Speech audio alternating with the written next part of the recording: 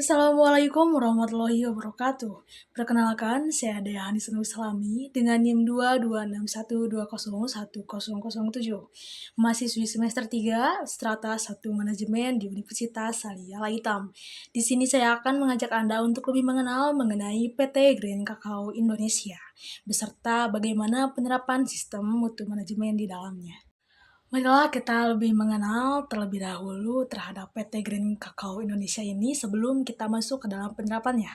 PT Green Kakao Indonesia adalah perusahaan yang bergerak di bidang perkebunan dan pengolahan kakao. Perusahaan ini didirikan pada tahun 1990 oleh keluarga Lee.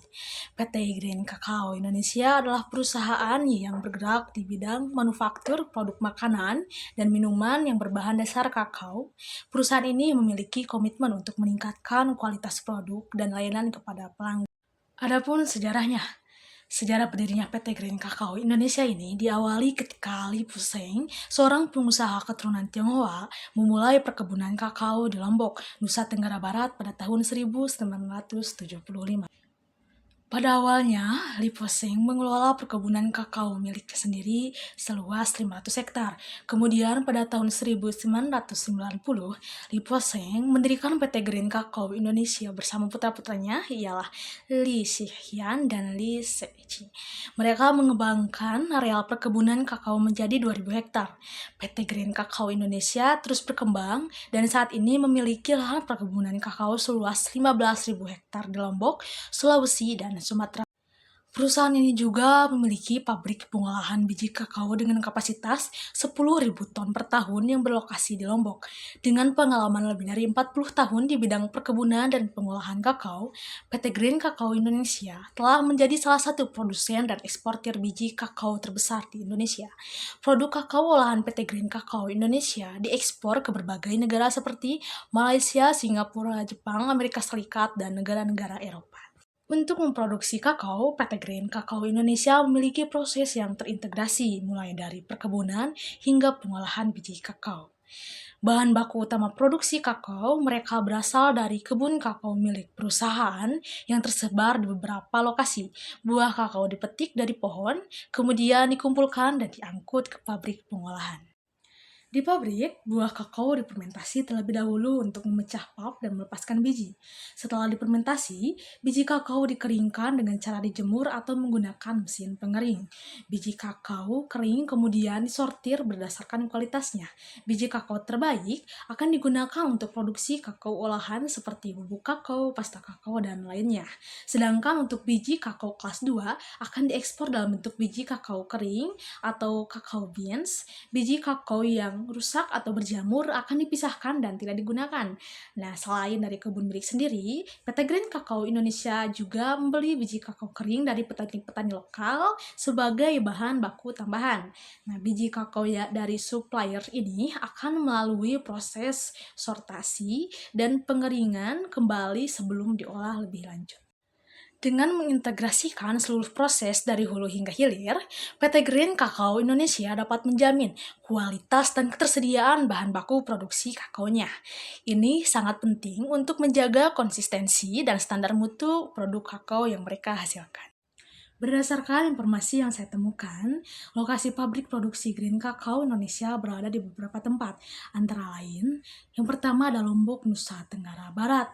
Pabrik pengolahan biji kakao utama PT Green Kakao Indonesia berlokasi di Lombok, tepatnya di Kecamatan Praya, Barat, Kabupaten Lombok Tengah. Pabrik ini merupakan pabrik pengolahan biji kakao terbesar milik perusahaan dengan kapasitas 10.000 ton per tahun. Yang kedua ada Makassar, Sulawesi Selatan. PT Green Kakao Indonesia memiliki pabrik pengolahan coklat di Makassar, Sulawesi Selatan. Pabrik ini memproduksi aneka produk turunan kakao seperti bubuk coklat, selai coklat, dan juga kakao butter.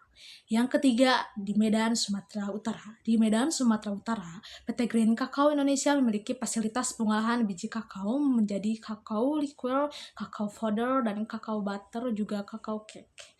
Yang keempat ada Banyuwangi, Jawa Timur. Pabrik pengolahan biji kakao di Banyuwangi dikhususkan untuk memproduksi kakao powder yang diekspor ke mancanegara. Penerapan Sistem Manajemen Mutu WSO 9001 di PT Grain Kakao Indonesia. Pada tahun 2018, PT Grain Kakao Indonesia memutuskan untuk menerapkan Sistem Manajemen Mutu WSO 9001 untuk menstandarisasi proses bisnis dan produksi. Tujuannya adalah untuk meningkatkan kualitas produk, efisiensi operasional, dan kepuasan pelanggan. Berikut ya langkah-langkah penerapan. Yang pertama ada membentuk tim implementasi ISO 9001 ini.